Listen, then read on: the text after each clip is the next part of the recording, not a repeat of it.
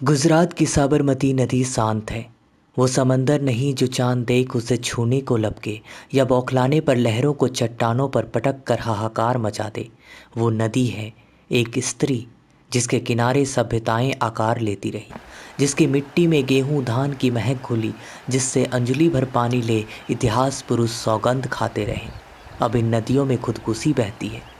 25 फरवरी को साबरमती नदी में खुद को छोड़ते हुए आयशा ने कहा था, ए प्यारी नदी मुझे अपने में समा ले, मैं बहना चाहती हूँ। मुस्कुराती आयशा को रोती नदी ने तपाक से अपने में समा लिया। नदी के लिए यह नया नहीं था। साबरमती से लेकर गंगा और नील नदी तक न जाने कितनी औरतों को अपने में समेट रखा है। ये प्यारी सी नदी प्रे करते कि मुझे अपने आप में समा ले। और मेरे पीठ पीछे जो भी हो, प्लीज ज्यादा बखेड़ा मत करना। मैं हवाओं की तरह बस बहना चाहती हूँ और बहते रहना चाहती हूँ, किसी के लिए नहीं रुकना। मैं खुश हूँ आज के दिन कि मुझे जो सवाल के जवाब चाहिए थे वो मिल गए, और मुझे जिसको जो बताना था सच्चाई वो बता चुकी। बस काफी है, थैंक यू। और मुझे दुआओं में याद करना, क्या पता जन्नत मिले या नहीं मिले। चलो अलविदा। ये सारी औरतें प्रेम की मारी हुई थी, ठीक आयशा की तरह। गुजरात की आयशा को गर्मियों में नानी घर जाते हुए राजस्थान के आरिफ से प्यार हो गया।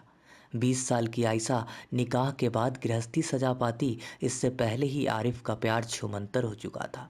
वो न केवल फ़ोन पर दूसरी प्रेमिका से बातें करता था, बल्कि अपने घर वालों के साथ मिलकर आयशा से दहेज की मांग करने लगा।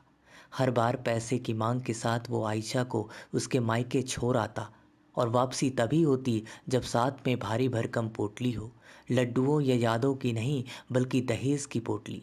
मायके ससुराल के बीच फुटबॉल की तरह उछाली जाती आयशा डिप्रेशन में चली गई। गर्भपात हुआ और माँ के घर रहते हुए आयशा ने खुदकुशी कर ली, उसी नदी में जिसे देखते हुए उनका बचपन बीता होगा। आयशा अकेली नहीं, कतार में कई आयशाएं और आशाएं हैं जो दहेज के नाम पर घरेलू हिंसा झेल रही है। महिलाओं के खिलाफ अपराध के 4.05 लाख केस 2019 में थाने में दर्ज हुए।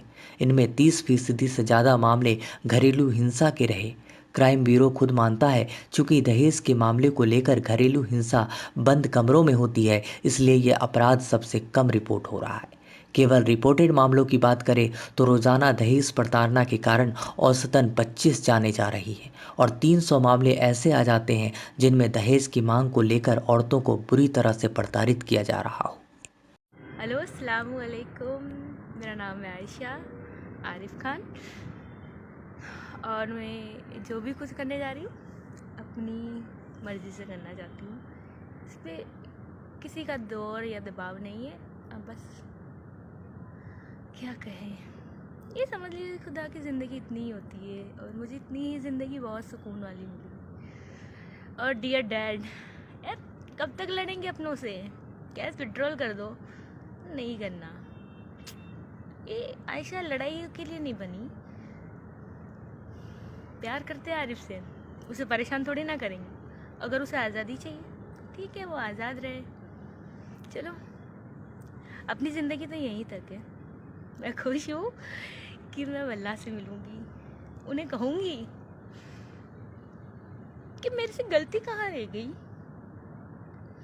माँ बाप बहुत अच्छे मिले, दोस्त भी बहुत अच्छे मिले, तो शायद कहीं कमी रह गई मुझ में या शायद तकदीर में।